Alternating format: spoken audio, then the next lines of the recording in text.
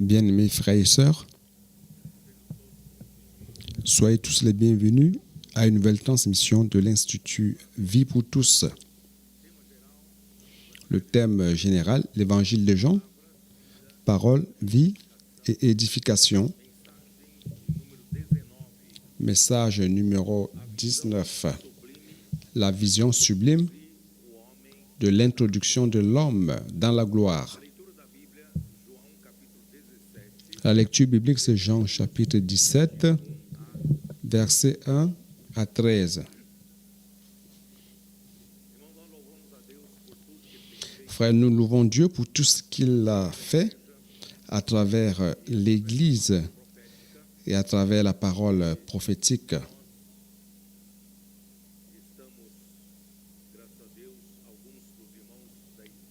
Grâce à Dieu, certains frères de São Paulo sont allés en Afrique du Sud et sont revenus cette semaine.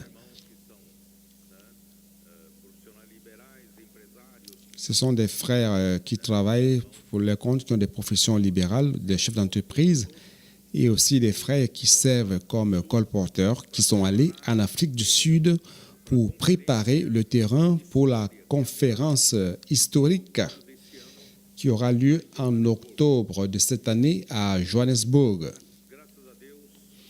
Grâce à Dieu, nous avons vu la main précieuse du Seigneur qui est avec nous en Afrique du Sud. Depuis que le Seigneur nous a donné la prophétie de ce que l'Afrique du Sud serait un centre d'œuvre, un centre de distribution qui permettra au Seigneur d'avancer sur tout le continent africain. Et cela est en train de se concrétiser avec la bénédiction du Seigneur. Quand nous sommes arrivés en Afrique du Sud, malheureusement, nous n'avions pas trouvé des personnes qui vivaient normalement la vie de l'Église. Et nous avons commencé à travailler dans ce but à partir de là. Et le Seigneur nous a bénis. Au début de cette année, il y a eu certaines choses qui se sont produites et qui donnaient l'impression que cela devrait nous nuire dans l'œuvre dans ce pays-là. Mais nous avons vu que le Seigneur devrait faire cela afin qu'aujourd'hui, que nous puissions prendre une autre direction. Et le Seigneur est en train de nous bénir abondamment. On a déjà une église dans un état avancé, parlant de la vie de l'Église à Johannesburg. Et on a aussi une ville à 40-50 minutes de Johannesburg qui est Pretoria, où les frères sont déjà en train de prêcher l'Évangile et gagnant cette ville-là. Les frères ont aussi décidé d'aller vers d'autres principales villes de l'Afrique du Sud. Un groupe de frères est allé à Durban et le Seigneur a commencé à faire le miracle à l'aéroport de Johannesburg. En allant, ils ont contacté un couple de chefs d'entreprise, un restaurancier, et ce couple a ouvert sa maison qui sert de base pour le travail là-bas à Durban. Et à Cape Town aussi, la ville du Cap, on a envoyé une équipe de travailleurs là-bas pour ouvrir le chemin. Le Seigneur a beaucoup béni là-bas dans cette ville du Cap. Durant cette semaine, les frères vont voyager vers deux autres villes, à East London et aussi à Port Elizabeth. Et de cette manière-là, nous croyons que d'ici octobre, nous aurons une vie d'église normale dans ces principales villes de l'Afrique du Sud. Et le Seigneur a réellement accompli de grandes choses en utilisant un petit troupeau. Nous n'avons pas beaucoup de force, mais le Seigneur nous a bénis afin de conquérir ce continent. Et non seulement cela, cette semaine, nous avons inauguré le CEPEV en Tanzanie.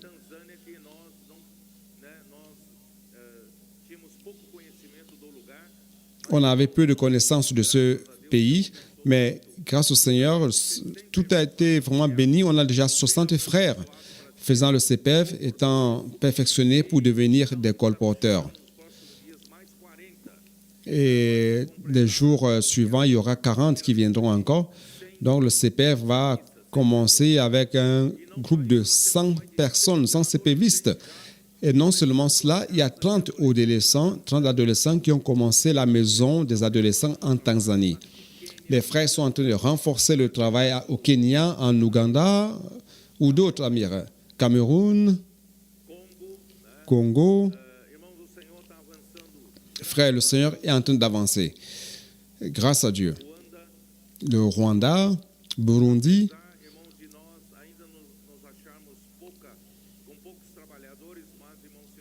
Bien qu'on ait peu de travailleurs, mais le Seigneur est en train de faire de grandes choses avec ce peu. Frère, je rends grâce au Seigneur. Car en 2017, lorsque le Seigneur a commencé parmi nous à révolutionner le colportage. Bien-aimés frères, le colportage, pour les premiers colporteurs, c'était comme à l'époque de Pierre de Vaux, les Vaudois, vers le XIIIe siècle. Et comment cela a commencé avec les Vaudois? Ils se sont rendus compte qu'à l'époque où l'église de Thyatire dominait, la parole de Dieu était négligée. On ne lisait presque plus la parole de Dieu et c'était remplacé par les enseignements de Jézabel. Selon ce qui est écrit dans les 7 lettres d'église, les 7 lettres aux églises d'Asie mineure. Frère, ce groupe de personnes touchées par le Seigneur et n'ayant pas l'autorisation de faire cela, mais par leurs propres moyens, ils ont payé des personnes pour faire la traduction de la Bible dans leur langue, qui était le franc provincial. Ils ont contracté aussi des copistes pour copier des portions de la Bible. Cela n'était pas permis pour ceux qui n'étaient pas du clergé de faire cela. Alors, ils cachaient les copies dans leur tunique et il y avait un sac dans lequel ils mettaient les copies des Écritures.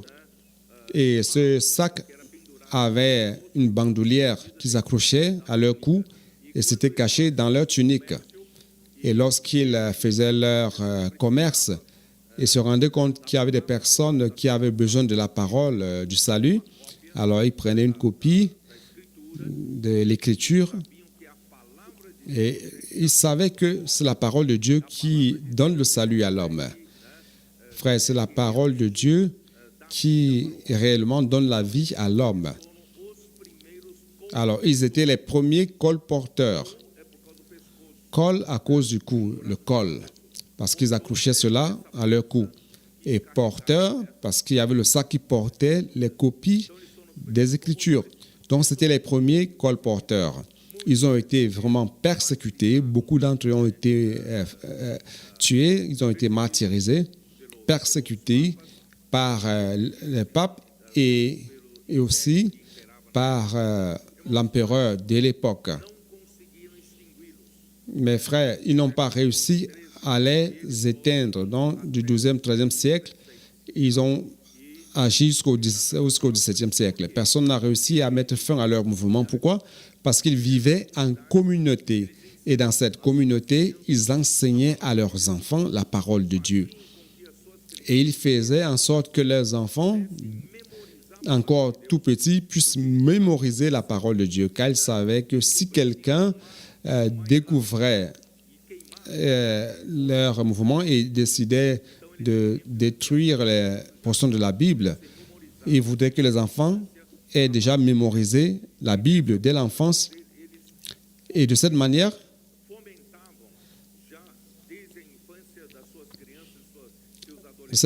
ils ont préparé les enfants et les adolescents à cet esprit de missionnaire, d'amener la parole de Dieu vers d'autres, de prêcher la parole à d'autres.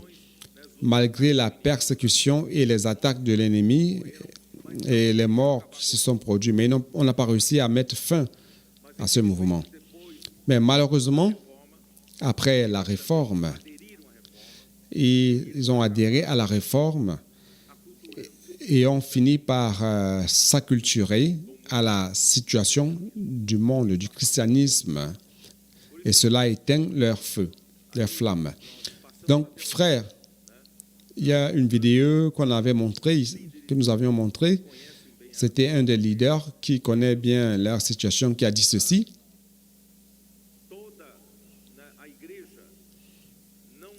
L'Église ne peut pas s'arrêter à la lumière de la parole, à la lumière de la révélation de la parole du passé.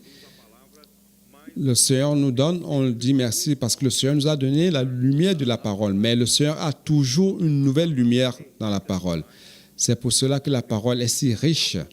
Les prophéties ne vont pas s'arrêter jusqu'à l'avènement du Seigneur. Il y a encore beaucoup de choses qui seront révélées. Donc, nous ne pouvons pas nous contenter tout simplement de ce que le Seigneur nous a déjà révélé, l'embrasser et conserver seulement cela. On va s'arrêter dans le temps, car le Seigneur veut avancer. Et pour qu'il avance, il doit continuer à nous donner de nouvelles révélations. Et nous devons comprendre que les nouvelles révélations ne servent pas seulement à accumuler des doctrines dans notre tête, non. Car le Seigneur révèle son Église, révèle les choses à son Église, c'est pour que son Église puisse exécuter la volonté de Dieu. Nous n'allons jamais nous embrasser, nous arrêter sur les révélations que le Seigneur nous a données et dire que c'est fini, c'est tout. Non, chaque jour, chaque semaine, nous devons chercher la révélation que le Seigneur veut nous donner. Et grâce à Dieu, nous avons la parole prophétique que le Seigneur nous a donnée. Et cette immersion dans la parole, frère, c'est où? Vous avez ceci? Vous avez ceci? Un petit résumé, chaque jour de 4 éléments. Frère, c'est la parole actuelle que l'Esprit nous a donnée, afin que nous fassions la volonté de Dieu et que nous avancions. Et cette parole, aussi incroyable que cela paraisse, c'est la parole de Dieu pour le moment que nous vivons. Étant la parole de Dieu, elle vient avec puissance.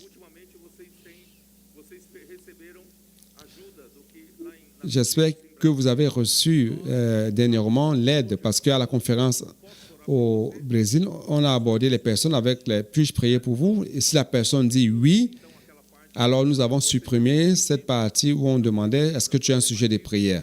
On n'a plus besoin de faire cela. On peut prier immédiatement avec la personne utilisant l'immersion de la parole. Et même faire la personne lire avec nous et prier avec nous. Pourquoi?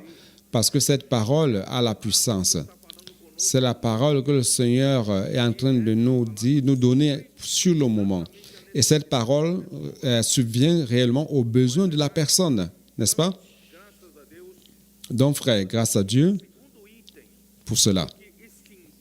Et le deuxième élément, pourquoi est-ce que la force et la vigueur des Vaudois s'est éteinte? On commence à perdre la vigueur évangélique. Nous ne devons pas être une église de 4 murs. Nous devons prêcher l'évangile. Ça, c'est la mission de l'église. Nous devons prêcher l'évangile. Mais plus que cela, encore, nous devons prêcher l'évangile du royaume.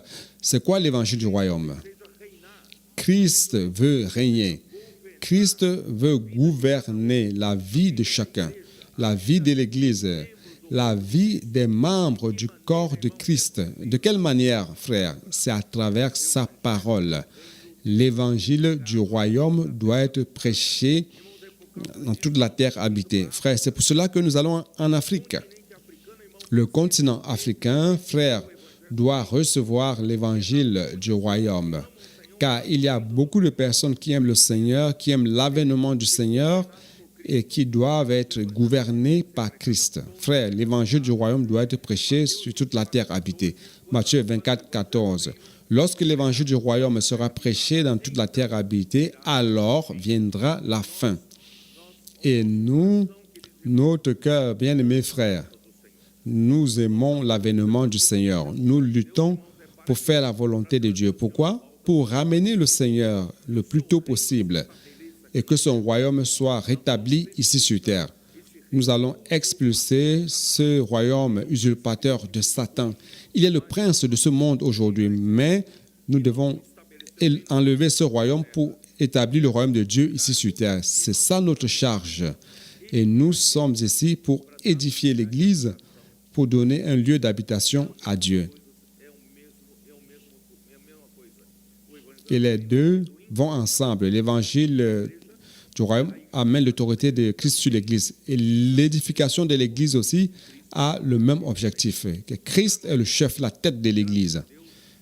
Donc, frères, grâce à Dieu, le Seigneur veut nous utiliser. Nous avons peu de force. Nous sommes un petit troupeau, mais il a plu au Seigneur de nous donner son royaume, au petit troupeau que nous sommes. Nous sommes l'Église de Philadelphie qui a peu de force, mais le Seigneur a mis devant nous une porte ouverte.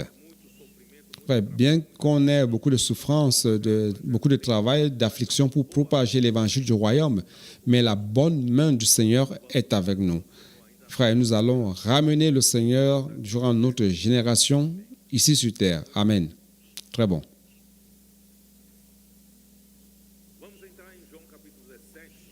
On va entrer dans Jean chapitre 16, mais je voudrais compléter quelque chose assez rapidement sur Jean 16.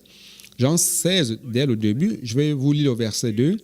« Ils vous excluront des synagogues, et même l'heure vient où quiconque vous fera mourir croira rendre culte à Dieu. » C'est-à-dire que les Juifs ou les personnes du monde vont chercher à faire mourir les disciples de Jésus, pensant qu'ils seraient en train de servir Dieu. Et le verset 3 explique pourquoi. Et ils agiront ainsi parce qu'ils n'ont connu ni le Père ni moi. Ils ne connaissent pas Dieu, ils ne connaissent pas Jésus que le Père a envoyé. C'est pour cela qu'ils vont faire quelque chose contre Dieu, pensant qu'ils seraient en train de servir Dieu.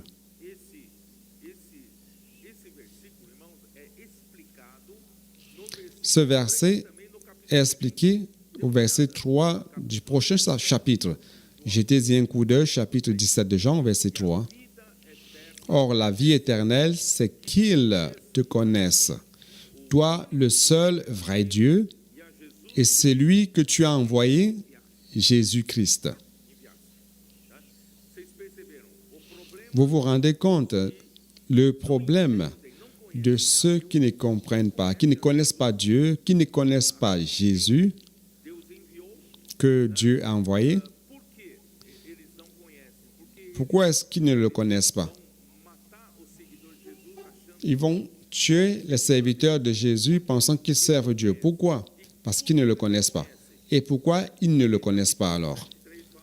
Chapitre 17, 3 dit que la vie éternelle, c'est ceci, c'est qu'il, si tu connaissais Dieu, ce Dieu est le seul vrai Dieu.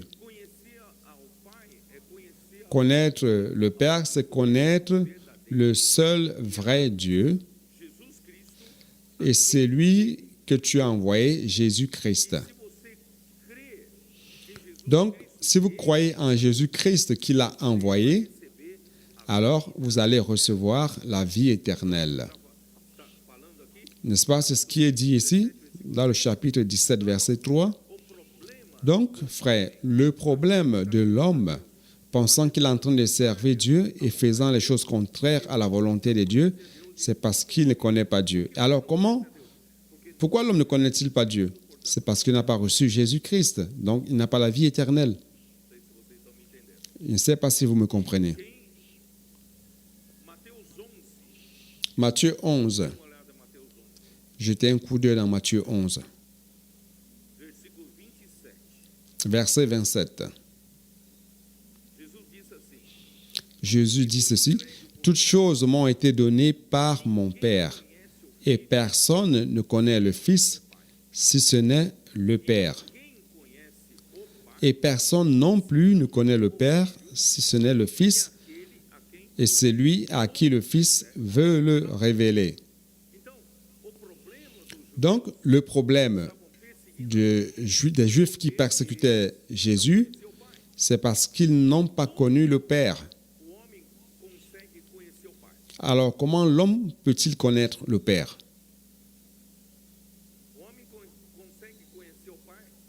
L'homme parvient à connaître le Père uniquement lorsque le Fils le révèle. Donc, si vous voulez connaître Dieu, si tu veux connaître le Père, tu dois aller vers le Fils.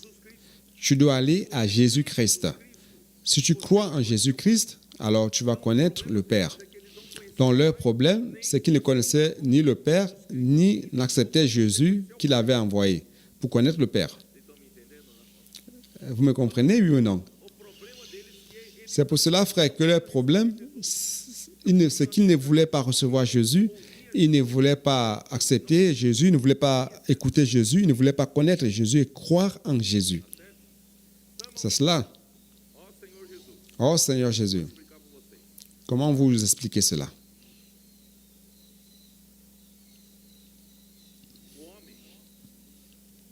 L'homme, pourquoi doit-il connaître le seul vrai Dieu? L'homme a été créé par Dieu. Et il a été créé par Jésus-Christ au moyen de la parole. Tout a été fait à travers la parole. Et Hébreux 11, 3 dit que par la foi, nous comprenons que l'univers a été formé par la parole. Dieu a donc créé cet univers par la parole. Dieu a créé les choses par la parole. Dieu a dit que la lumière soit et la lumière fut. Donc, c'est la parole qui a tout accompli. Et cette parole, frère, c'est le Fils, c'est Jésus-Christ. Au commencement était la parole. La parole était avec Dieu et la parole était Dieu. Jean chapitre 1, verset 1. Ai-je raison? Donc, lorsque l'homme a été créé, il a été créé pour recevoir Dieu. L'homme a été créé étant sous l'autorité de Dieu. Mais un jour, l'ennemi de Dieu, à travers le serpent, a trompé Ève, lui montrant que Dieu avait empêché l'homme de manger l'arbre de la connaissance du bien et du mal. Il a trompé Ève, disant que Dieu ne voulait pas qu'elle mange de cet arbre, parce que le jour où elle mangera, elle aura la même habileté que Dieu de discerner le bien et le mal. Et en fait, ça c'est un sophisme, c'est une demi-vérité et un demi-mensonge. Donc, la femme a vu que l'arbre était bon comme aliment et désirable pour avoir de l'entendement. Elle en a pris du fruit, elle en a mangé et donné à son mari aussi. Frère, qu'est-ce que l'homme a fait? Qu'est-ce que l'homme a fait à travers cet acte? L'homme a désobéi à la parole de Dieu. Et la désobéissance à la parole de Dieu a fait en sorte que le péché est entré dans le monde. La mort est entrée dans le monde, c'est dans le livre de Romains, et la mort s'est étendue à tous les hommes. Donc, l'homme qui était lié à Dieu par la création, connecté à Dieu par la création, rappelez-vous que notre Dieu est le seul véritable Dieu. Car avant la création de cet univers, il n'y avait que Dieu. Donc la seule réalité dans cet univers, c'est Dieu. Il n'y a pas d'autre réalité. La seule réalité dans l'univers, c'est Dieu. C'est pour cela que notre Dieu est le seul véritable Dieu. Mais lorsque l'homme, trompé par le serpent, a désobéi à Dieu, et il s'est déconnecté du Dieu véritable. L'homme s'est déconnecté du Dieu véritable et s'est connecté à qui? À Satan. Et qui est Satan? Oui, c'est ça, le père du mensonge. Jean 8, 44, jetez-y un coup d'œil. Voyez, à qui l'homme s'est connecté. Vous avez pour père le diable et vous voulez accomplir les désirs de votre père. Il a été meurtrier dès le commencement et il ne se tient pas dans la vérité parce qu'il n'y a pas de vérité en lui. Ouais, l'homme, comment il est tombé? Il s'est déconnecté du véritable et s'est connecté au menteur, au père du mensonge, en qui la vérité ne s'est jamais affermée, car il n'y a pas de vérité en lui. Lorsqu'il profère le mensonge, il parle de son propre fond, car il est menteur et le père du mensonge. Donc malheureusement, avec la chute de l'homme, nous nous sommes déconnectés du seul unique Dieu véritable. Et nous nous sommes connectés à quoi? Au père du mensonge, à celui en qui il n'y a pas de vérité et qui ne profère pas de vérité, car en lui il n'y a pas de vérité. Frère, la vie de l'homme, après cette chute, quand le péché est entré, c'était une vie triste. C'est pour cela que la société humaine tout entière est sous l'emprise de ce mensonge.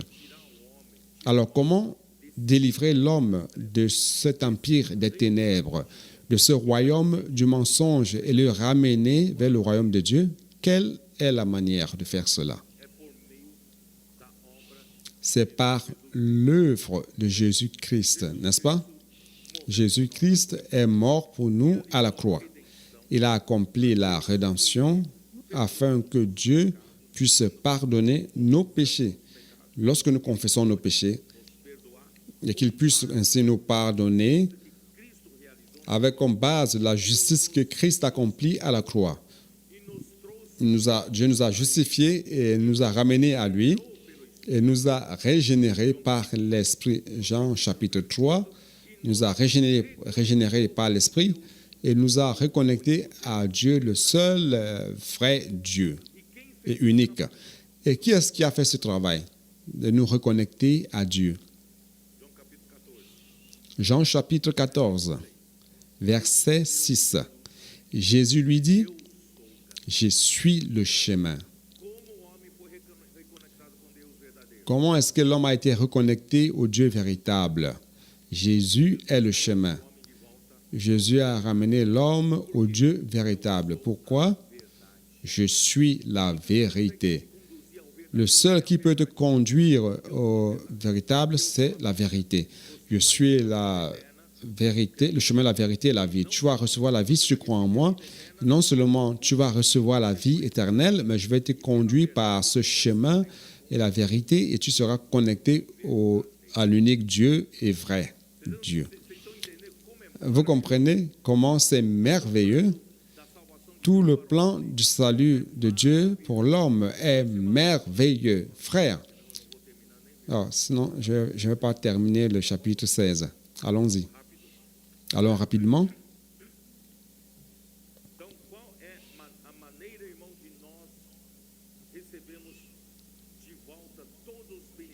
Alors, comment recevoir de nouveau tous les biens que Dieu a préparés pour l'homme? Frère, c'est à travers l'œuvre de Christ et que nous croyons en l'envoyé, en Jésus-Christ, que le Dieu unique et véritable a envoyé.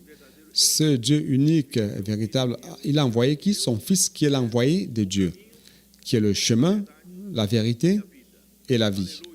Alléluia. Aujourd'hui, nous sommes connectés à l'unique Dieu et véritable. Alléluia.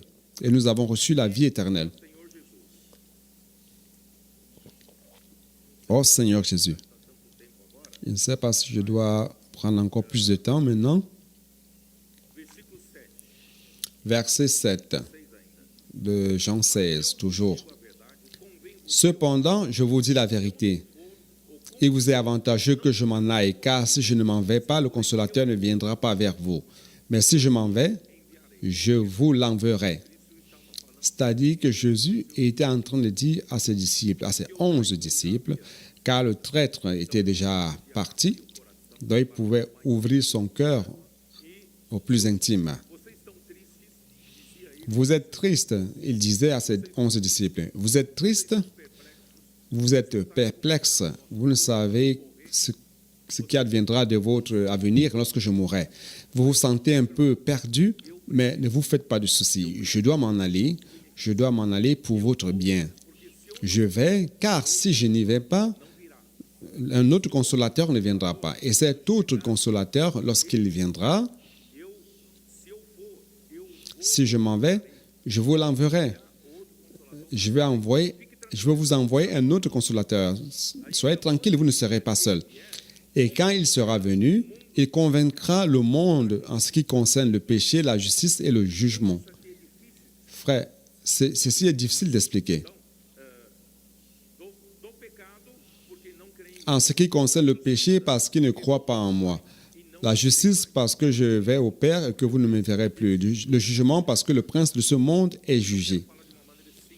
Je vais parler de manière simple afin que vous compreniez. Je vais utiliser le dernier élément, le jugement. Le jugement parce que le prince de ce monde est jugé. Qu'est-ce qu'il veut dire par là? Il veut dire, frère, que Satan, qui a usurpé ce monde pour soi, vous savez que Satan domine ce monde. Il a pris pour soi ce monde. Il a usurpé ce monde. Mais Satan est déjà jugé. Sa destinée, frère, c'est le lac de feu. Il a déjà été jugé. Il va dans le lac de feu. Oh Seigneur Jésus.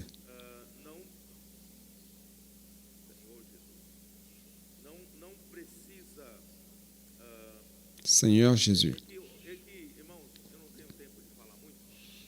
Frère, je n'ai pas le temps de beaucoup parler. Satan est déjà jugé. Sa destinée, c'est le lac de feu. Mais il domine ce monde. Et tous les hommes qui auraient désobéi à Dieu,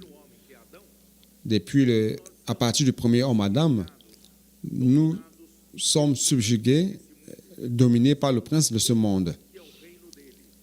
Nous sommes dans un monde qui est son royaume. Et le prince de ce monde va dans le lac de feu. Et tout ce monde aussi va dans le lac de feu.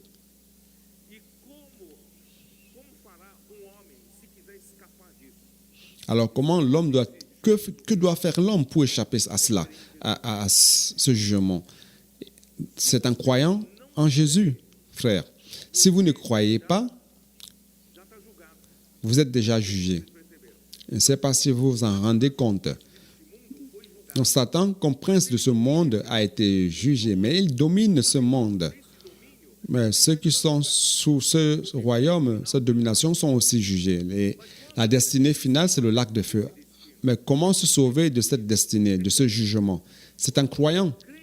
Lorsque vous croyez en Jésus, frère, vous êtes sauvés.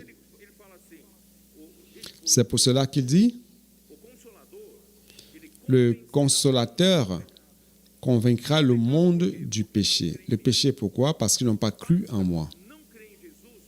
Il suffit de ne pas croire en Jésus pour être déjà dans le péché. Et vous allez mourir dans le péché, c'est-à-dire dans le lac. Vous allez dans le lac de feu. Mais si vous croyez, vous sortez de ce jugement et de cette condamnation. Nous rendons grâce au Seigneur. C'est pour cela que nous devons prêcher l'Évangile. Les hommes n'ont pas été créés pour aller dans le lac de feu.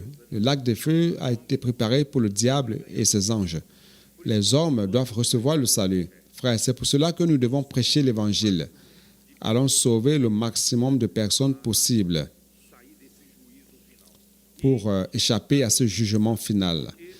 Et de la justice, parce que je vais au Père et que vous ne me verrez plus. C'est-à-dire, je vais mourir, je vais exécuter la justice afin que Dieu puisse vous justifier, pardonner vos péchés et que vous puissiez recevoir aussi un autre consolateur. Donc, ces trois éléments sont difficiles à comprendre. Je l'ai expliqué rapidement, j'espère que vous avez mieux compris. Alors, au verset 13, quand le consolateur sera venu, l'Esprit de vérité, il vous conduira dans toute la vérité.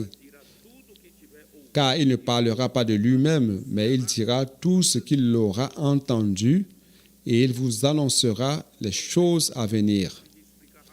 Je ne sais pas si je vais réussir à vous expliquer cela rapidement. Cet autre consolateur qui viendra après la mort de Jésus-Christ et sa résurrection, cet autre consolateur qui viendra comme esprit de vérité.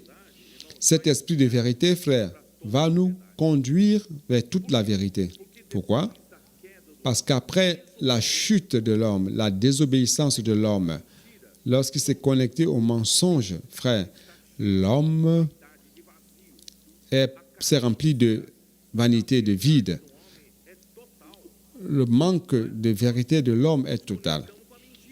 Car nous sommes connectés au mensonge. Et maintenant, Dieu doit nous remplir de vérité. Tout ce vide, maintenant, doit être rempli de vérité. Donc, l'esprit de vérité nous conduira vers toute la vérité. Et la vérité n'existe qu'une seule, c'est Jésus-Christ. Donc, nous remplir de Jésus-Christ, nous remplir de vérité. Alors, il nous conduira dans toute la vérité. Et il ne parlera pas de lui-même, mais il dira tout ce qu'il aura entendu. Frère, ça c'est très intéressant. Je ne vous ai jamais dit clairement. L'Esprit Saint va nous conduire vers toute la vérité. Dans toute la vérité. Et pour nous conduire dans toute la vérité, il doit nous annoncer la parole, semaine après semaine, jour après jour.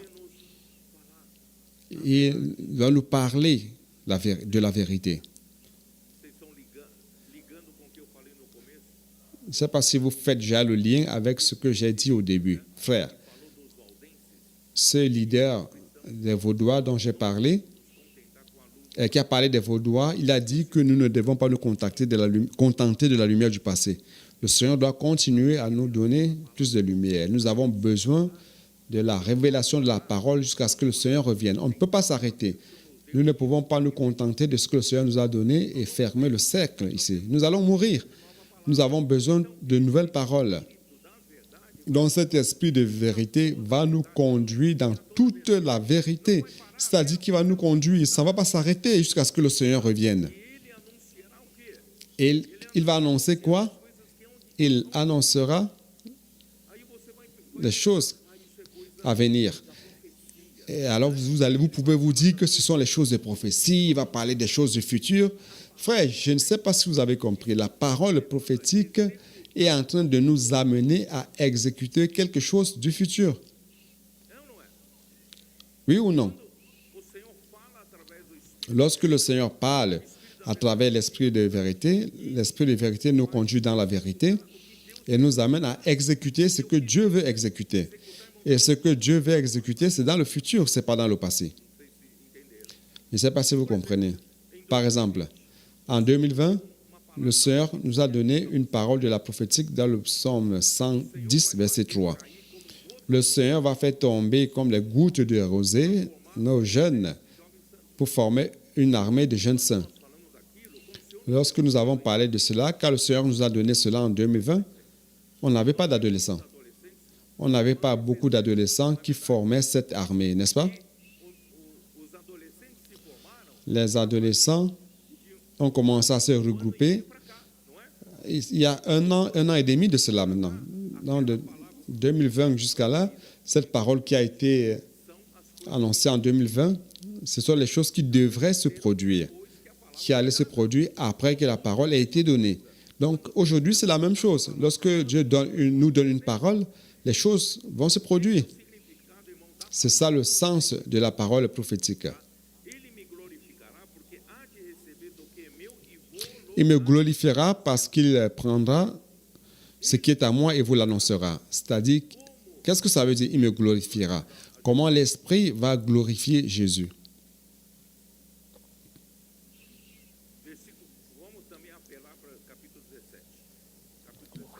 Allons faire appel au chapitre 17, verset 4. Comme il est dit, « Je t'ai glorifié sur la terre. J'ai achevé l'œuvre que tu m'as donnée à faire. » Alors, je vous pose la question suivante. Comment le Fils Jésus-Christ a-t-il glorifié le Père? Comment un homme glorifie-t-il Dieu? Il ne s'agit pas seulement de dire de ses de sa bouche, gloire à Dieu, gloire à Dieu. Mais dans la pratique, comment l'homme glorifie-t-il Dieu? Voilà.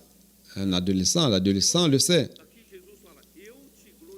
Ici, Jésus dit, je t'ai glorifié en achevant l'œuvre que tu m'as donné à faire. Donc, comment l'homme glorifie le Père? En faisant l'œuvre que le Père veut que cet homme fasse, n'est-ce pas? N'est-ce pas? Ici, nous avons la définition d'un homme qui glorifie Dieu. Vous voyez, l'adolescent le sait. Ne les méprisez pas. Chaque semaine, ils font l'immersion dans la parole, ils font la transcription des messages, et dorment avec Dieu, ils se réveillent avec Dieu, et par-dessus tout, ils ont encore les meilleures notes à l'école. N'est-ce pas? Oui ou non? Si ce n'est pas le cas, je vais les enlever. Étudiez bien. Vous devez bien étudier. Mais vous êtes... Alors, ne méprisez pas ces jeunes qui, à chaque instant, inculquent la parole dans leur cœur. Ils vont comprendre mieux la Bible que beaucoup. Ils ont la vérité qui est en train d'être constituée en eux. La réalité est en train d'être constituée dans ces petits cœurs. Ce cœur de petites gens encore. Frère, le Seigneur est en train de faire des grandes œuvres. Donc, c'est ça, il me glorifiera. Le Fils glorifiera le Père, faisant la volonté du Père, faisant l'œuvre du Père. Alors, comment l'Esprit glorifie-t-il Jésus? Aussi, en faisant la volonté de Jésus. Ai-je raison, oui ou non? Donc, verset 14, il me glorifiera, l'Esprit fera ce que je veux. Pourquoi? Il le glorifiera parce qu'il prendra ce qui est à moi et vous l'annoncera. Donc, l'Esprit va recevoir ce qui est de Jésus-Christ et l'annoncer à l'Église. C'est quoi annoncer? La parole prophétique. L'Esprit va nous annoncer à travers la parole. Et cette parole que l'Esprit annonce, c'est ce qu'il aura reçu du Fils, de Jésus-Christ. C'est-à-dire que l'Esprit ne parle pas pour soi-même, mais parle ce que Christ veut parler. Et lorsque Jésus était sur terre, il ne parlait pas pour lui-même, mais il parlait ce que le Père voulait parler. Verset 15. Tout ce que le Père a est à moi. C'est pourquoi j'ai dit qu'il prend ce qui est à moi et qu'il vous l'annoncera. Voyez donc, tout ce que le Père a est au Fils. Et l'Esprit, c'est cela, n'est-ce pas? Il dit, c'est pourquoi j'ai dit qu'il prend ce qui est à moi et qu'il vous l'annoncera. C'est-à-dire que tout ce que le Père a est maintenant au Fils. Et l'Esprit va vous annoncer tout ce qui est à moi. En d'autres termes, tout ce que j'ai reçu du Père, l'Esprit va vous l'annoncer. À travers quoi? À travers la parole. Il va annoncer. Frère, voyez donc l'importance de la parole prophétique. Comment la parole prophétique est si importante. Elle va faire la volonté du Fils. Le Fils fait la volonté du Père et va apporter tout ce que le Père a et que le Fils a reçu et l'Esprit va nous l'apporter. Vous voyez de la richesse dans la parole du Seigneur. Frère, j'ai beaucoup de choses à dire, mais je dois entrer déjà dans le verset 17. Mais je vais aller au dernier verset, chapitre 16, verset 33. Je vous ai dit ces choses afin que vous ayez la paix en moi. Frère, dans le monde, il dit, vous aurez des tribulations dans le monde, mais prenez courage, j'ai vaincu le monde. Pourquoi, frère?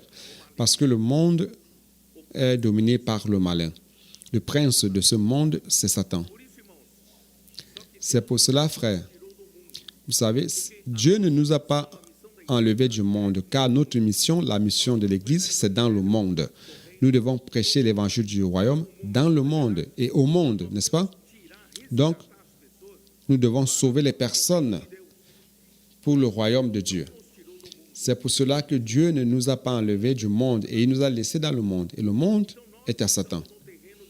Donc, nous sommes sur le terrain de l'ennemi. C'est pour cela que dans le monde, nous connaissons des afflictions. Le monde ne va pas nous favoriser. Le monde ne va pas nous aider à servir Dieu, ne va pas nous aider à prêcher l'Évangile. Bien au contraire, il sera contre. Nous aurons des afflictions. Mais frères, soyez tranquilles. Soyez tranquilles. Jésus dit, j'ai vaincu le monde. J'ai vaincu le monde. Soyez tranquilles. Je vais vous donner ma paix. Je vous dis ces choses afin que vous ayez la paix en moi. Frères, cela est une réalité.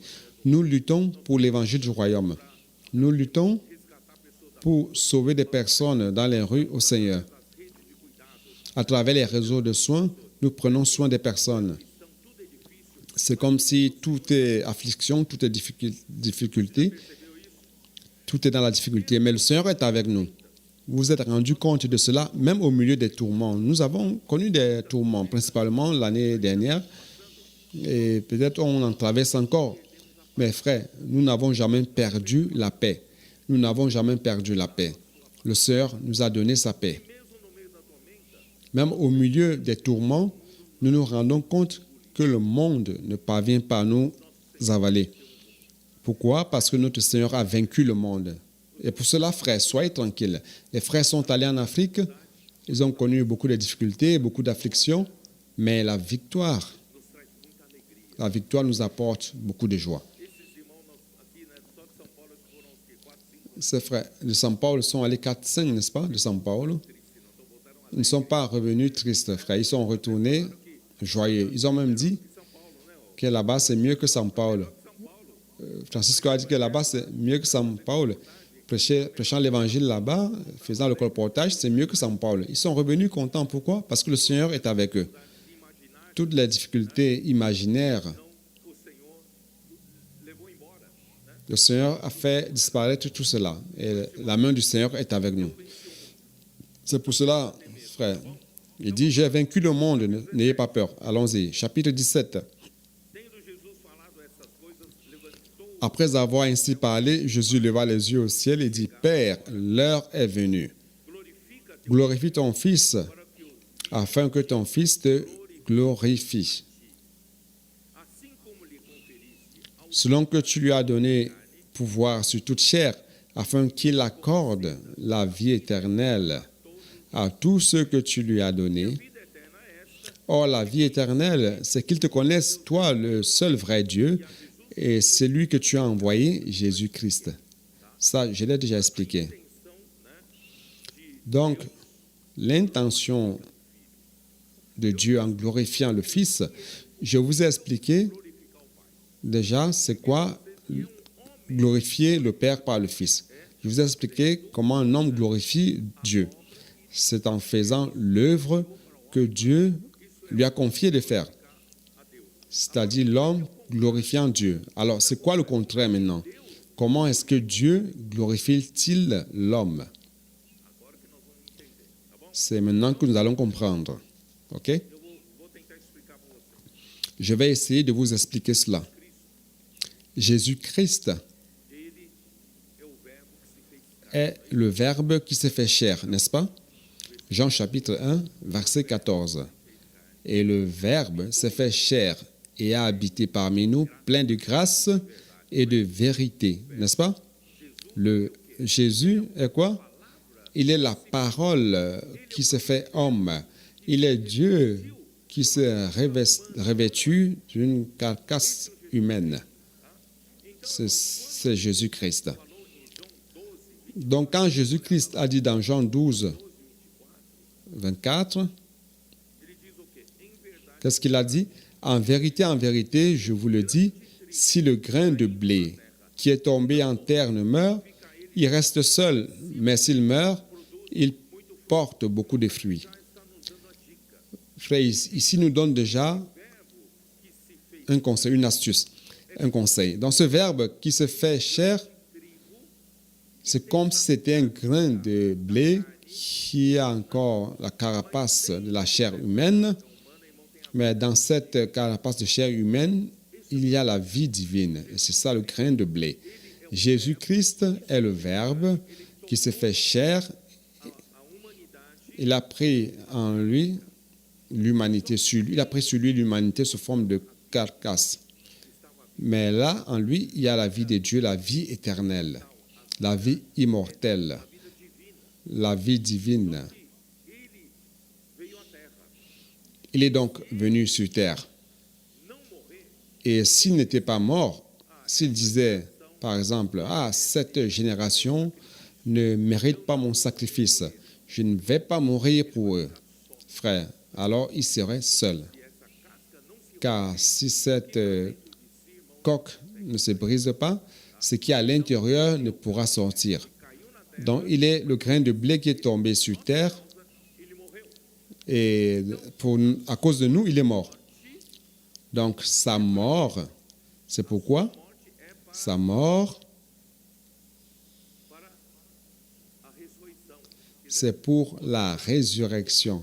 Vous savez, lorsque le grain de blé tombe sur terre et que la coque pourrit, la puissance de la vie du grain commence à germer, à sortir, à fleurir. Ça, c'est la résurrection de ce grain, de cette graine. Donc, la résurrection de Jésus, c'est sa résurrection. C'est le moment où la vie divine dans ce corps de Jésus commence à germer, commence à sortir par la résurrection. Et il dit, Père, glorifie ton Fils. C'est quoi glorifier ton Fils? C'est lorsque Jésus allait mourir et que Dieu ne le laisse pas dans la mort. Dieu devrait au 3e jour ressusciter Jésus. Ça, c'est la glorification de Jésus. Vous me comprenez? Donc, la résurrection, c'est la manière de glorifier Jésus. Pourquoi? Parce que Jésus était cette graine de blé qui avait une carcasse humaine, enfin, qui n'était pas très belle. Ésaïe 53 dit qu'il n'y avait aucune beauté en lui qui puisse plaire aux hommes. Il était quelqu'un qui servait Dieu dans son ministère. À 30 ans, il avait 30 quelque chose d'années, mais les Juifs jugeaient et pensaient qu'il avait 50 ans. C'est-à-dire qu'il n'avait aucune beauté. Il était quelqu'un de qui les gens pouvaient détourner les yeux. Il n'avait aucune beauté. Dans cette carcasse humaine qu'il avait, Dieu n'a mis aucune beauté en cela. Mais dans cette carcasse, je vous le dis, se trouvait Dieu lui-même, se trouvait la vie de Dieu. Dieu se manifeste dans sa gloire. Vous vous rappelez de l'expérience de Matthieu 17? Qui se rappelle de Matthieu 17? Qu'est-ce qui s'est passé dans Matthieu 17? Jésus a pris avec lui Pierre, verset 1, Jacques et Jean, son frère, et les a amenés où? Il les a amenés vers une haute montagne.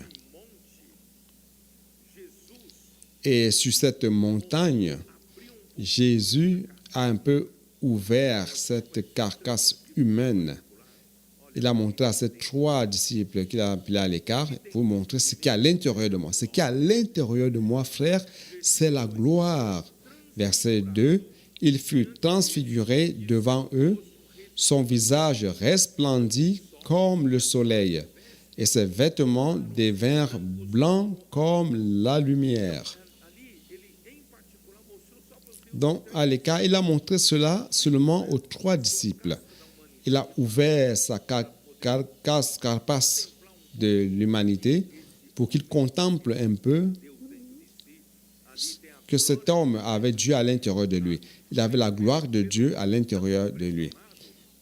Pierre a été si impressionné qu'il a écrit dans sa deuxième épître de Pierre, chapitre 1, verset 16, comme il est dit, « Ce n'est pas en effet en suivant des fables habilement conçues que que nous avons fait connaître la puissance et l'avènement de notre Seigneur Jésus-Christ, mais c'est comme ayant vu sa majesté de nos propres yeux.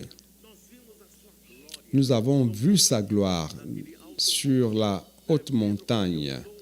Pierre dit, je suis un de ceux qui ont vu sa majesté, car il a reçu de Dieu le Père honneur et gloire. Quand la gloire magnifique lui fit entendre une voix qui disait, « Celui-ci est mon Fils bien-aimé, en qui j'ai mis toute mon affection. » Dans Matthieu 17, je n'ai pas terminé de lire.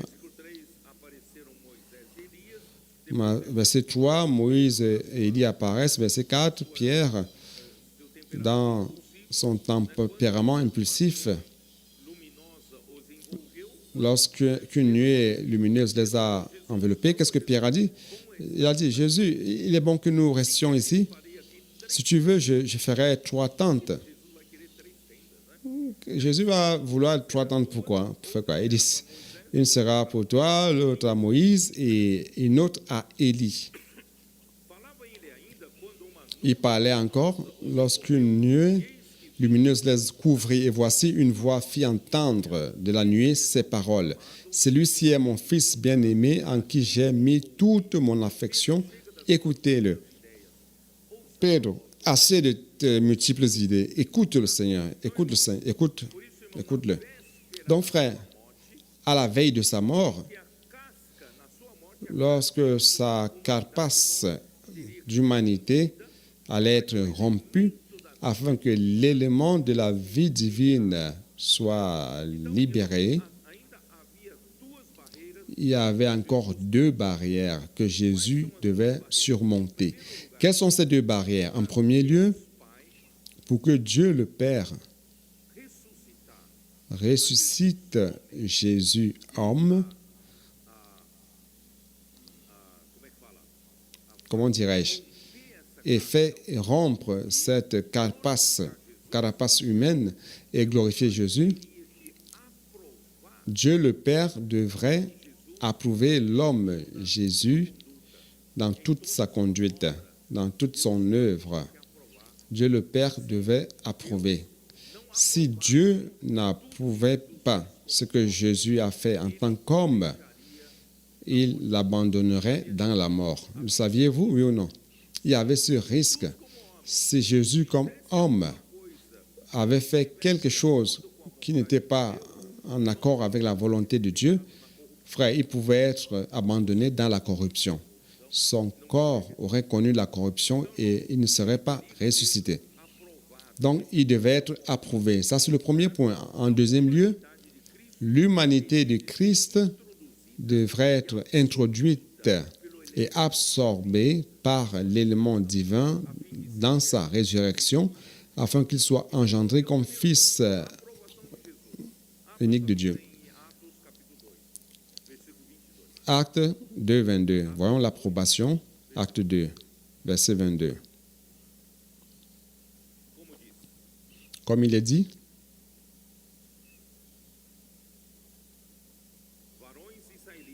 hommes israélites, écoutez ces paroles. Jésus de Nazareth.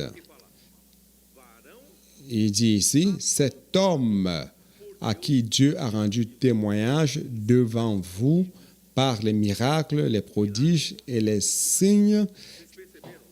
Vous vous rendez compte, ici cet homme, c'est un homme, n'est-ce pas? Donc, Jésus de Nazareth, c'est l'homme qui a été approuvé par Dieu. C'est-à-dire que c'est le premier homme approuvé par Dieu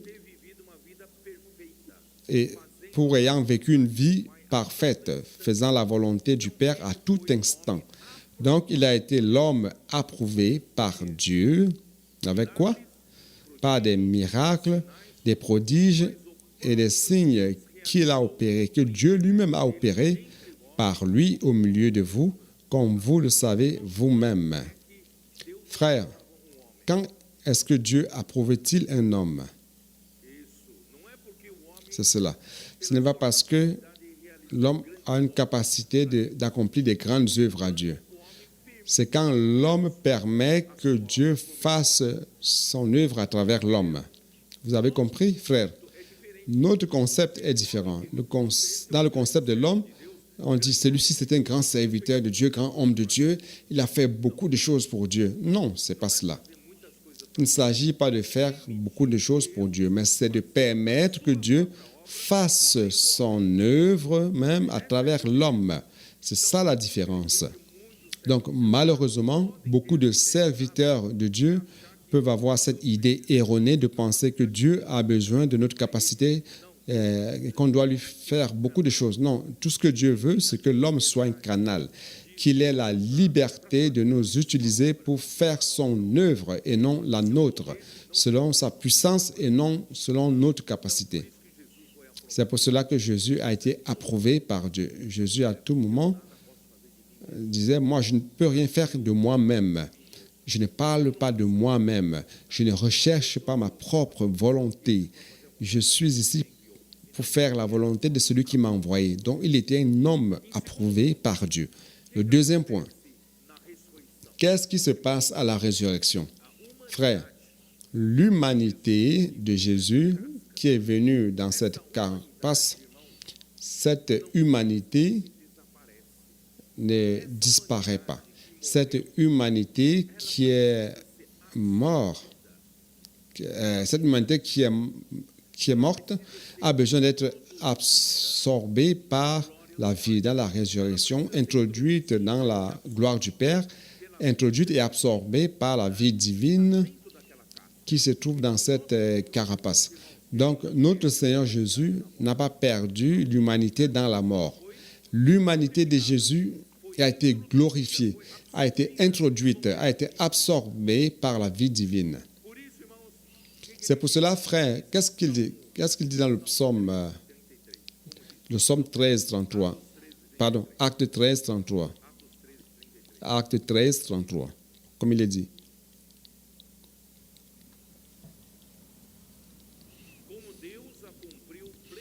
Dieu l'a accompli pour nous, leurs enfants, en ressuscitant Jésus, selon ce qui est écrit dans le psaume 2, « Tu es mon fils, je t'ai engendré aujourd'hui. »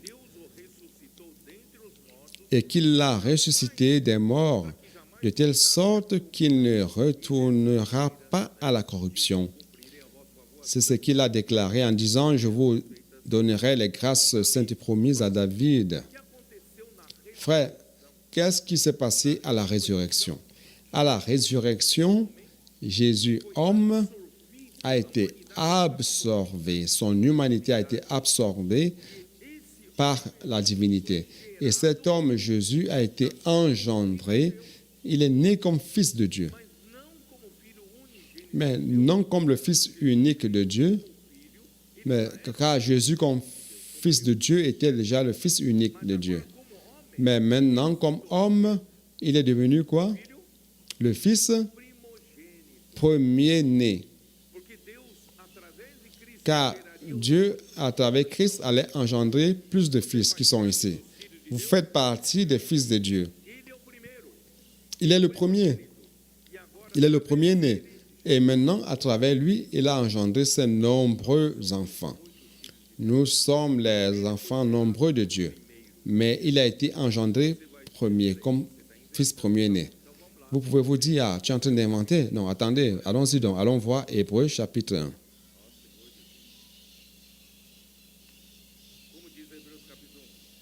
Qu'est-ce qu'il est dit dans Hébreux chapitre 1, verset 5? Car lequel des anges a-t-il jamais dit, tu es mon fils, je t'ai engendré aujourd'hui, et encore, je serai pour lui un père, et il sera pour moi un fils. Pour la première fois, frère, un homme, Jésus, a été engendré fils de Dieu. Et Dieu est devenu son père. C'est pour cela, frère, que lorsqu'il est ressuscité, il a dit, Dieu, mon père, votre père. Donc, frère, grâce à Dieu, Dieu devient notre père à travers Jésus-Christ. Et lorsqu'il introduit de nouveau dans le monde le premier-né, il dit, que tous les anges de Dieu l'adorent. Frère, il est devenu le premier-né de Dieu. Oh Seigneur Jésus.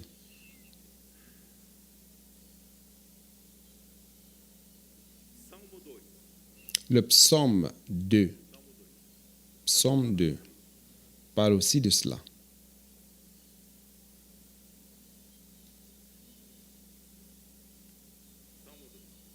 Le psaume 2.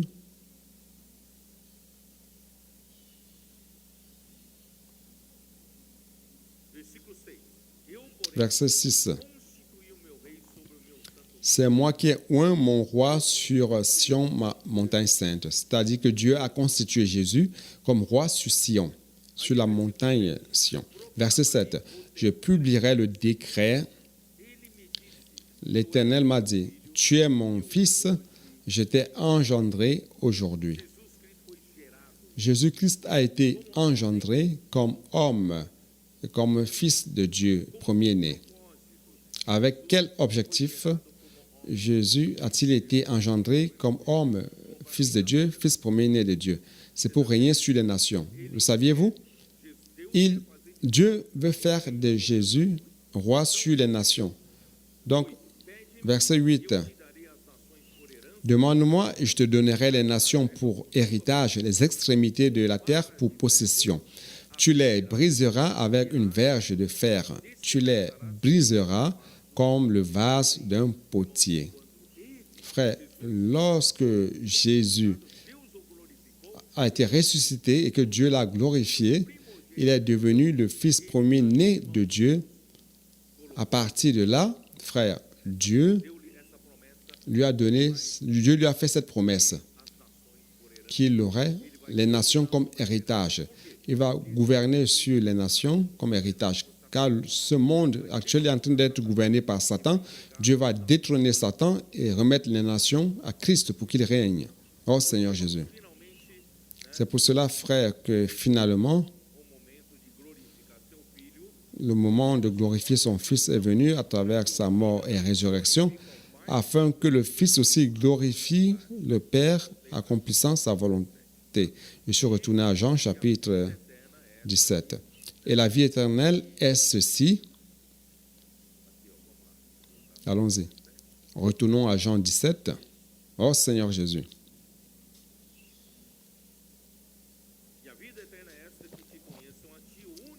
Et la vie éternelle est ceci, qu'ils te connaissent, le seul véritable Dieu et Jésus que tu as envoyé. Je t'ai glorifié sur la terre en accomplissant l'œuvre que tu m'as donnée à faire. C'est-à-dire, moi, Jésus, j'ai glorifié le Père. Tant que je vivais sur la terre, je ne faisais pas ma propre œuvre, mais l'œuvre que le Père m'a confié de faire. Frère, ça, c'est glorifier Dieu. Si vous voulez glorifier Dieu, frère, faites ce qu'il vous confie de faire. Ne faites pas votre propre œuvre. Permettez que Dieu fasse l'œuvre en vous. Et maintenant, voyez, verset 5, c'est très important. Et maintenant, toi, Père, glorifie-moi auprès de toi-même, de la gloire que j'avais auprès de toi avant que le monde fût. Frère, c'est très important de voir comment le Père va glorifier le Fils. À la résurrection, la vie, l'humanité de Jésus sera absorbée par la divinité. Le Père ainsi l'aura glorifié. Mais glorifié avec quoi? Qui est la gloire? Qui peut nous l'expliquer? Pour nous qui lisons pour celui qui lit toute la Bible, pour nous, on a l'idée que la gloire pour nous, frère, c'est une lumière, la gloire, une lumière, une lueur. Mais frère, c'est plus que cela. Je vais vous prouver cela ici au verset 5. Et maintenant, toi, Père, glorifie-moi auprès de toi-même. Alors, qui est la gloire? Le Père. Glorifie-moi au Père auprès de toi-même. Dieu est la gloire. Vous savez, c'est pour cela que chaque fois que le mot gloire apparaît, ça démontre la présence de Dieu, ça dénote la personne de Dieu, la splendeur de Dieu. Donc, la gloire, c'est Dieu lui-même. Quand Dieu glorifie Jésus, c'est le remplir Jésus, l'homme Jésus, de Dieu lui-même, de sa vie divine. C'est ça glorifier. Et il dit, de la gloire que j'avais auprès de toi avant que le monde fût. Comment Jésus, le Fils unique de Dieu, comme Jésus, comme Fils unique de Dieu, était déjà dans la gloire du Père, n'est-ce pas? Mais maintenant, comme homme, il n'avait pas la certitude de ce que le Père allait l'admettre dans la gloire à l'intérieur du Père. Mais grâce à Dieu, à la résurrection, Dieu l'a admis à l'intérieur de la gloire, à l'intérieur du Père lui-même. Et le Père est la gloire. Frère, ça c'est la vision sublime de ce que Dieu ait admis l'homme dans la gloire de Dieu. Frère, c'est quelque chose de merveilleux. Si Jésus-Christ a été admis à l'intérieur de la gloire de Dieu, donc nous aussi, nous serons admis. Oh Seigneur Jésus.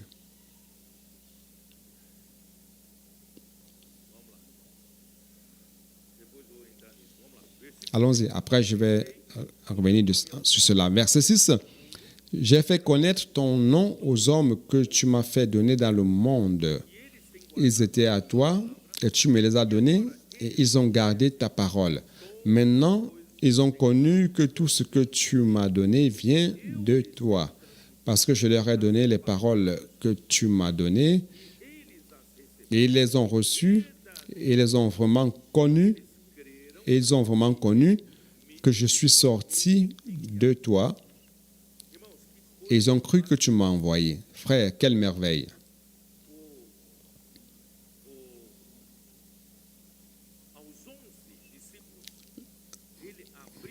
Aux 11 disciples, il a ouvert son cœur, montrant que ces 11 font partie des hommes que Dieu le Père lui a donnés. Maintenant, ils étaient sous la responsabilité du Fils. Il dit, c'est pour eux, il dit, ils étaient à toi et tu me les as donnés. Qu'est-ce que cela veut dire? Ça veut dire que ceux qui gardent la parole, ceux qui obéissent à la parole, ceux qui aiment la parole font partie de ce groupe. Quel groupe? Le groupe qui appartenait au Père et que le Père a confié au Fils afin qu'il en prenne soin. Frère, je voudrais faire partie de cela. Pourquoi? Parce qu'ils ont gardé la parole. Il dit maintenant, ils reconnaissent que tout ce que tu m'as donné vient de toi. Frère, Jésus n'a jamais usurpé les droits d'auteur pour soi. Tout ce qu'il faisait, il faisait cela parce que le Père faisait cela en lui. Il n'était qu'un outil à travers lequel Dieu pouvait faire son œuvre, n'est-ce pas? Donc maintenant, nous comprenons que Jésus n'a jamais rien fait pour lui-même. Nous comprenons que tout ce que Jésus a fait aussi venait du Père et nous devons apprendre cela. Nous ne devons rien faire de nous-mêmes. Tout ce que nous faisons, frères, doit avoir comme auteur Dieu. Et aujourd'hui, c'est à travers Jésus. Oh Seigneur Jésus. Verset 8. Car je leur ai donné les paroles que tu m'as données. Dieu le Père a donné sa parole à Jésus et Jésus a tout simplement transmis. Aujourd'hui, c'est la même chose. La parole prophétique est transmise, frère, à travers un canal. Mais l'origine de la parole, c'est Dieu.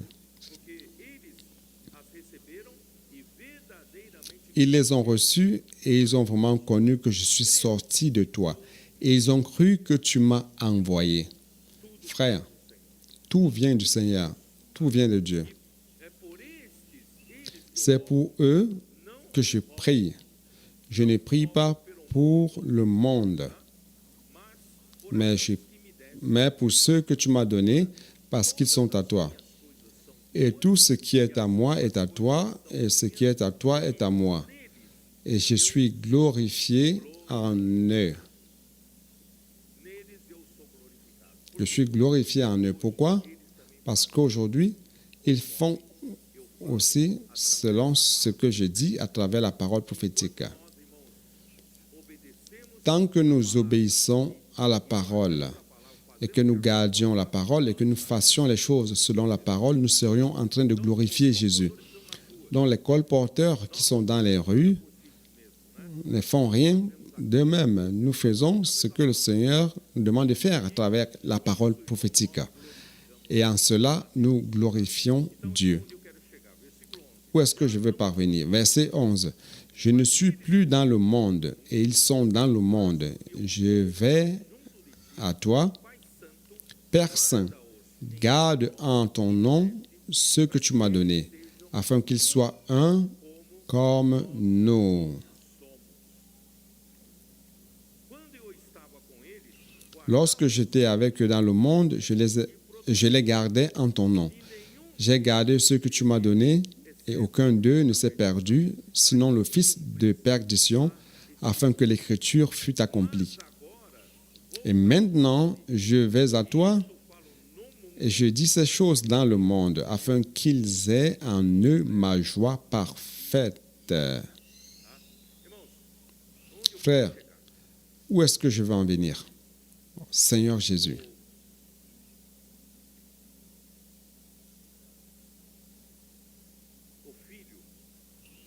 Le Fils n'est pas indépendant du Père, tout comme nous ne sommes pas indépendants du Seigneur. Nous sommes les branches de la vigne, le sarment du cep. Et le Fils n'est pas indépendant du Père. Colossiens 1,15.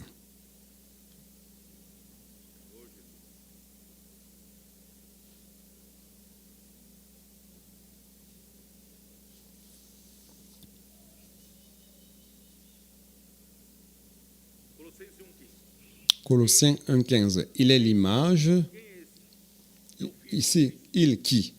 C'est le Fils Christ. Il est l'image du Dieu invisible, le premier-né de toute la création.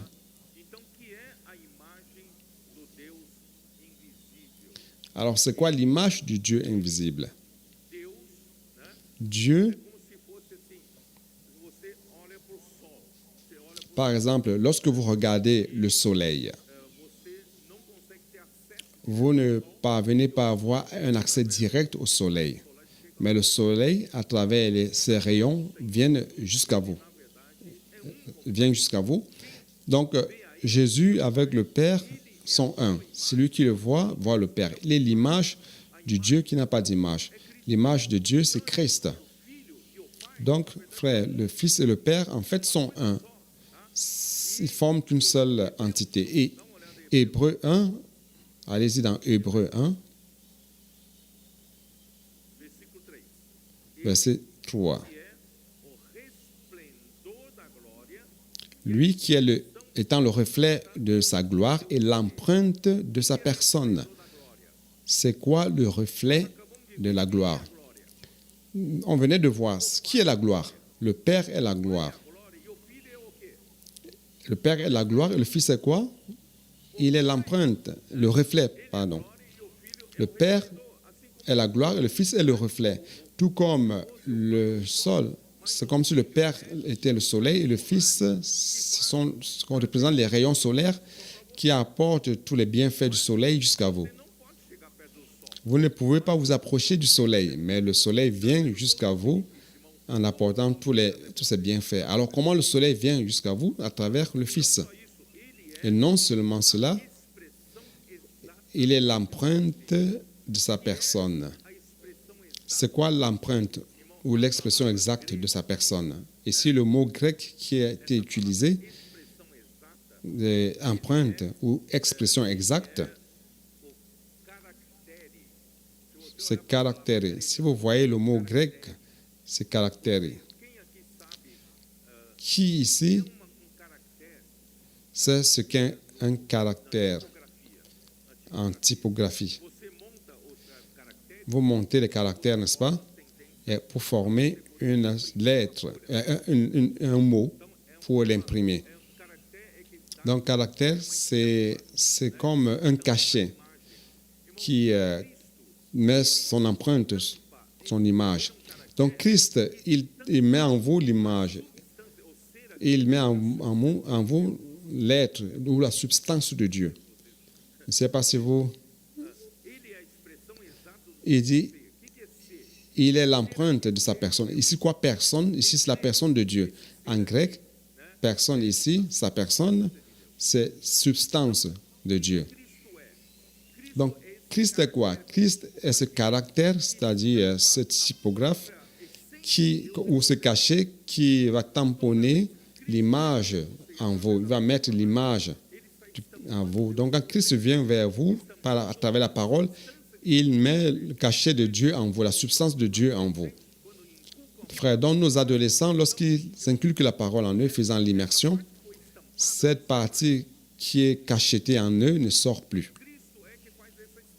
Et c'est Christ qui fait ce cachet, qui imprime ce cachet.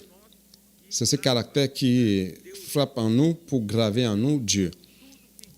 Frère, donc tout ce que Christ fait, c'est cela, c'est de nous apporter Dieu. Il nous apporte Dieu, il nous amène Dieu, et il ne revendique rien pour lui-même, ni auteur, ni gloire.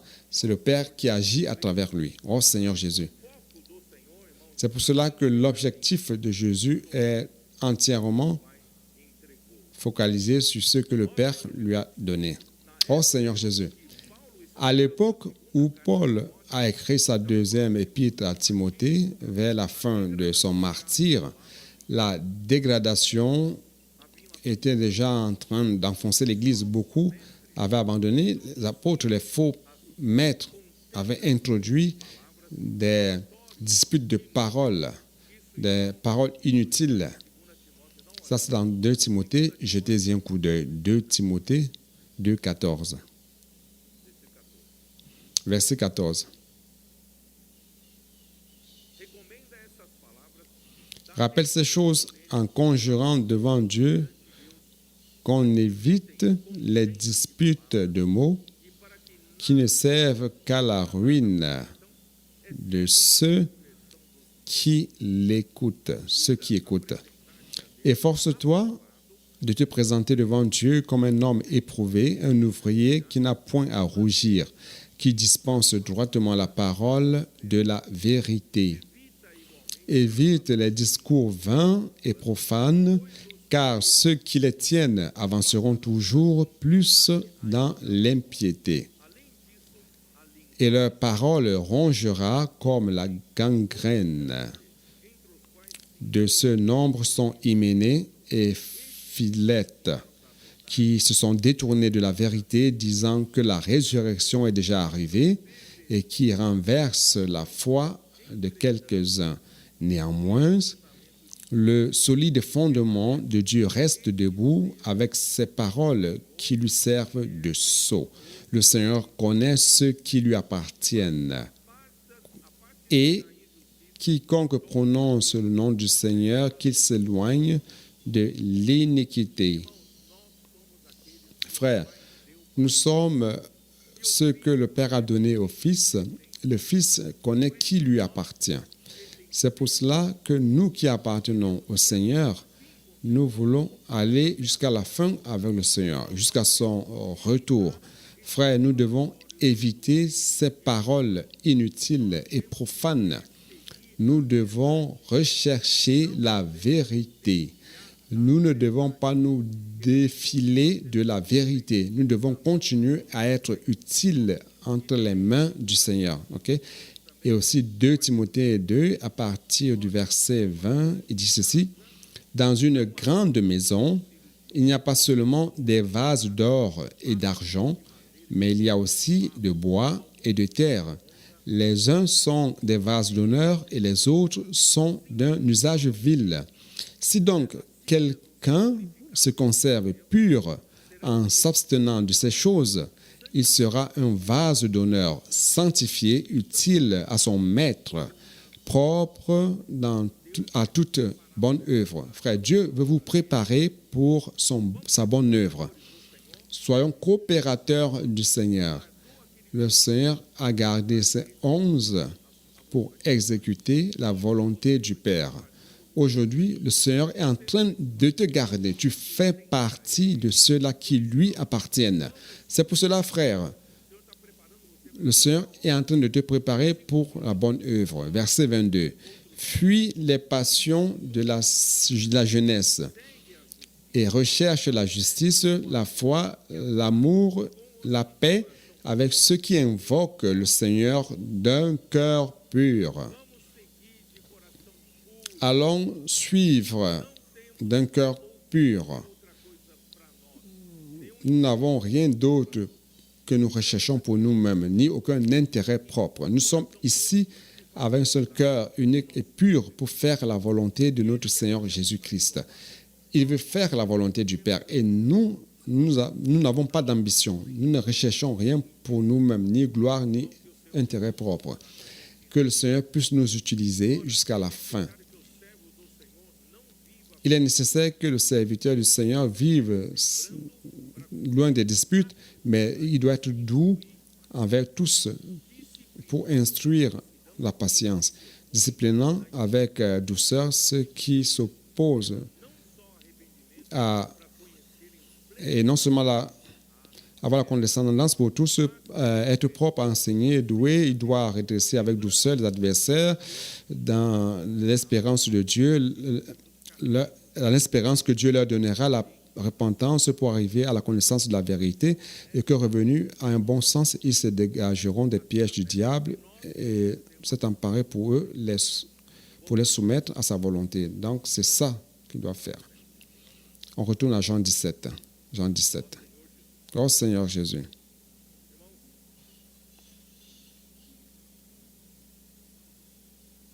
Frère, je vais faire ceci. Je vais terminer de la manière suivante. Oh Seigneur Jésus. Verset 11. Je ne suis plus dans le monde, mais ils sont encore dans le monde. Je vais vers toi. Père Saint, garde en ton nom ce que tu m'as donné afin qu'ils soient un comme nous. Je vais parler de cette unité, d'accord? Je vais terminer avec cela. Frère, c'est quoi être glorifié par Dieu? Jésus. Oh Seigneur Jésus.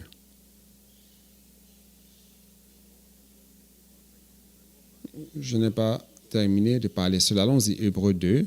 Hébreux 2.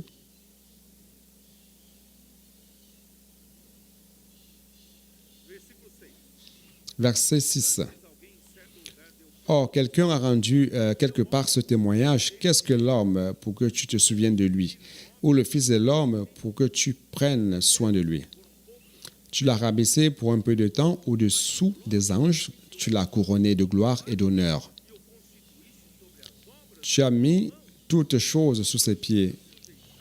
En effet, en lui soumettant toutes choses, Dieu... Donc, qui sommes-nous, frères? Nous ne sommes rien.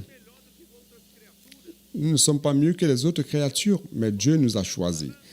Frère, pour faire quoi? Pour nous couronner de gloire et d'honneur. Qu'est-ce que cela veut dire?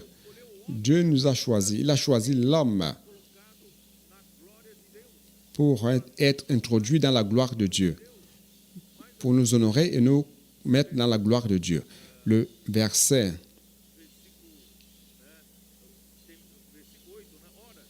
8, tu as mis toutes choses sous ses pieds, en effet, en lui soumettant toutes choses, Dieu n'a rien laissé qui ne lui fût soumis. Donc Dieu a fait en sorte qu'il puisse dominer toutes choses. Il dit, mais cependant, nous ne voyons pas encore maintenant que toutes choses lui soient soumises. Alors, quand est-ce que cela va se produire? Verset 9. Mais celui qui a été rabaissé pour un peu de temps au-dessous des anges, Jésus. Donc, cela ne s'est pas encore produit avec nous, mais avec Jésus, oui. Par la souffrance de la mort, il a été couronné de gloire et d'honneur à cause de la mort qu'il a soufferte, afin que par la grâce de Dieu, il souffrit la mort pour tous. Il convenait en effet que c'est lui pour qui et par qui toutes choses et qui sont toutes choses et qui voulait conduire à la gloire beaucoup de Fils éleva à la perfection par les souffrances le prince de leur salut. Frère, notre Seigneur Jésus est mort et ressuscité et introduit dans la gloire. Il a été couronné de gloire et d'honneur. Lui qui, à la création, l'homme a été créé plus bas que l'ange, un peu au-dessous des anges. Mais Dieu n'a pas couronné les anges de gloire et d'honneur, mais il a couronné l'homme. Notre Seigneur Jésus a été couronné de gloire et d'honneur, avec comme objectif de ce que nous tous, que nous soyons aussi couronnés de gloire et d'honneur. N'est-ce pas merveilleux? Vous et moi, frères, nous sommes destinés. Si nous n'avions pas cru au Seigneur Jésus, nous serions destinés au lac de feu. Mais maintenant, nous avons cru au Seigneur Jésus et nous sommes destinés à être couronnés de gloire et d'honneur. Nous sommes destinés, frères, à être introduits aussi dans la gloire de Dieu. Vous savez, c'est quoi être introduit dans la gloire de Dieu? C'est d'être introduit en Dieu lui-même, qui est gloire. Introduit dans l'unité de Dieu, à l'intérieur de Dieu. C'est pour cela qu'il dit, « Oh Seigneur Jésus ». Je ne sais pas si je vais réussir à expliquer, mais allons-y. Deuxième partie, verset 11. « Père Saint, garde en ton nom ce que tu m'as donné afin qu'il soit un comme nous. » Frère, Dieu désire que nous soyons un dans une unité comme celle entre le Père et le Fils. Allons-y au verset 21 pour que vous compreniez mieux. Verset 21 du chapitre 17 de Jean. « Afin que tous soient un, comme toi, Père, tu es en moi, et comme je suis en toi, afin qu'eux aussi soient un en nous, pour que le monde croie que tu m'as envoyé. Je leur ai donné la gloire que tu m'as donnée, afin, frère, la gloire sert à quoi? Afin qu'ils soient un comme nous sommes un. Moi en eux et toi en moi, afin qu'ils soient parfaitement un. » J'allais parler de cette partie dans l'autre message, mais pour que vous compreniez que être introduit dans la gloire de Dieu consiste à être introduit en Dieu. Donc le Père et le Fils sont complètement un. L'unité dans laquelle le Père veut nous introduire, ce n'est pas une unité d'amitié. Ce n'est pas une unité où on s'assoit pour manger la pizza ensemble. Ce n'est pas une unité que l'homme peut fabriquer en disant « Ah frère, soyons un, soyons un ». Il ne s'agit pas de ce genre d'unité. C'est l'unité entre Dieu, le Père et le Fils. Jésus-Christ a dit « Ne crois-tu pas que je suis dans le Père et que le Père est en moi ?» Donc, cette unité, Dieu, le Père est dans le Fils dans le Père, et Dieu veut nous mettre dans sa gloire de telle manière que nous soyons introduits en Dieu dans cette unité. Donc, l'unité entre nous, ce n'est pas seulement une unité d'amitié, mais c'est à travers l'amour de Dieu. Il va nous introduire dans cette unité organique du Père, le Fils et nous avec Dieu. Nous allons être introduits dans Dieu pour toujours. Vous croyez en cela, oui ou non? C'est ça notre destinée finale. Nous avons déjà été sauvés du lac de feu. Mais Dieu est en train de travailler, frères. Saviez-vous, dans le prochain message, je vais parler de cela. La gloire de Dieu, c'est pour faire ce travail. Le saviez-vous, oui ou non? Saviez-vous que la gloire de Dieu, j'ai un peu expliqué aux frères ici avant de venir là. La gloire de Dieu, ce n'est pas une lueur. La gloire de Dieu fait un travail. La gloire de Dieu a la puissance. La gloire de Dieu a la force. La gloire de Dieu, à quelle force? C'est pour nous introduire en Dieu, nous introduire dans cette unité, dans cette gloire.